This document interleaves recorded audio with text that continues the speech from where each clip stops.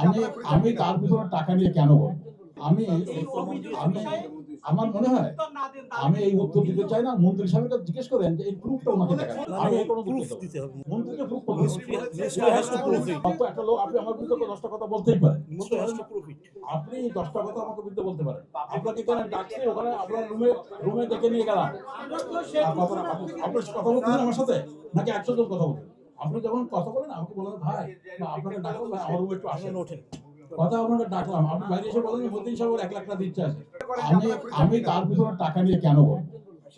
আমি কেন টাকা নিয়ে আমার টাকা নিয়ে আমার কথা হলো যে আমি তার পিছনে টাকা নিয়ে করিনি। বলতে চেয়েছেন সেটা হলো ওনারা ভেন্টিলেশনের কারণ বলেছেন।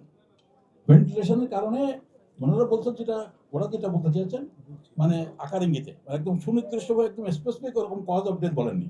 ওনারা আকার ইঙ্গিতে যেটা বোঝাচ্ছেন যে কার্বন ডাইঅক্সাইড লেভেল বেড়ে যাওয়ার কারণে ভেন্টিলেশনে অফ থাকার কারণে কার্বন ডাইঅক্সাইড লেভেল বেড়ে গেছে, এই কারণে হয়তো বাচ্চাগুলো মারা গেছে। সায়েন্টিফিক নলেজের জন্য একটা বলি সেটা হলো এই আমরা যারা অ্যাডাল্ট তাদের যে কার্বন ডাইঅক্সাইড রেজিস্ট্যান্ট ক্ষমতা, যে কার্বন ডাইঅক্সাইড বেড়ে গেলে আমাদের শ্বাসকষ্ট হবে, বুঝলেন কথাটা, ডিসকমফোর্ট ফিলিং হবে।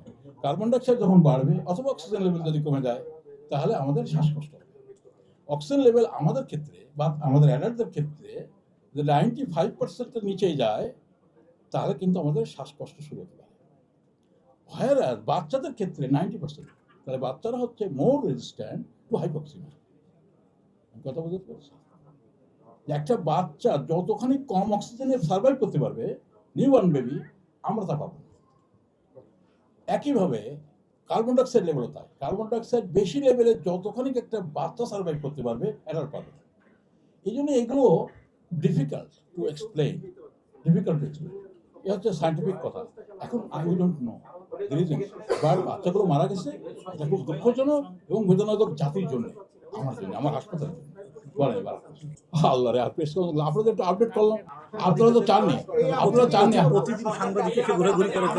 না শোনেন, এখানে আপনাদের বহু সাংবাদিক আমাদেরকে বলেছে, ব্যক্তিগতভাবে আমাকে বলেছে বিভিন্ন কথা, আপনারা একটু কথা বলেন না, কথা না বলেন। আপনাদের সাথে কথা বললেও দোষ, আমাদের সাথে কথা বললেও দোষ, ডাকলেও দোষ, না ডাকলেও দোষ। ঠিক আছে, আমি সরি, আপনাদের ডাকাটা আমার ভুল হয়েছে, তাই আমি সরি বলবো। কারণ বের করতে পারিনি। কারণ হলো এই বাচ্চাটার যদি পোস্টমর্টম করা যেত, পোস্টমর্টম না, উন্নত বিশ্বে আরো অনেক কিছু এক্সাম আছে, অনেক এক্সাম আছে। একটা মৃত্যু হওয়ার সাথে সাথে 20 বছর ধরে এক্সামিনেশন করবে, এমনও প্রমাণ পাবে। একটা ফরেন্সিক মানে এক্সাম অনেক অনেক ধরনের এক্সাম আছে। শুধু আমাদের দেশে পোস্টমর্টম হয়, আর বিদেশে অনেক কিছু হয়, সেটা খুব এক্সপেন্সিভ। কিন্তু ওরা কারণগুলো বের করবে, কারণ এই একটা ডেথ, এত বাচ্চা মারা গেল হঠাৎ করে, এই ডেথটা এটা রাষ্ট্রীয় ব্যাপার, এটা রাষ্ট্রীয় ফরেন্সিকের ব্যাপার, ন্যাশনাল ফরেন্সিক ইস্যু। এই ফরেন্সিকটা বের করতে এবং এই জন্য যা কোটি টাকা খরচ করবে। আমার মনে হয় আজকে না বলাই আপনাদের সাথে আমরা এমনি বিরক্ত হচ্ছেন যে আমি আমাদের ডাকলাম কেন। আমি ক্ষমা প্রার্থী যে আমি ডাকলেও দোষ, না ডাকলেও দোষ। তো যা হোক, আপনাদেরকে যদি কষ্ট দিয়ে থাকি সরি, আমি না ঠিক আছে। আপনাদেরকে আপডেট জানানোর জন্য আমি বলেছি যে আপনাদেরকে আপডেট করে দিয়ে জানানো, আমাদের হাসপাতালটা বন্ধ আছে, জাতি অনেক মর্মাহত, আপনারাও কষ্ট পাচ্ছেন, আপনাদের আত্মীয় স্বজন এখানে ডেলিভারি হয়েছে, আপনারাও